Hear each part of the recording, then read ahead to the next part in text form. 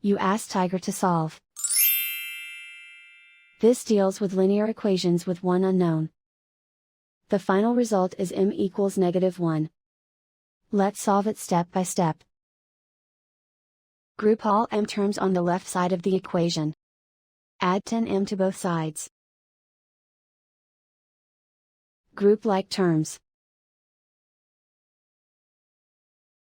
Simplify the arithmetic.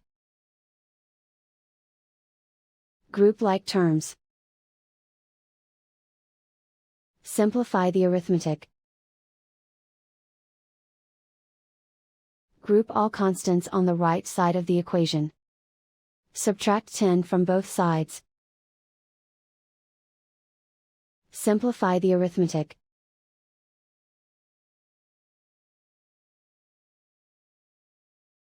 Isolate the m. Divide both sides by 18. Simplify the fraction.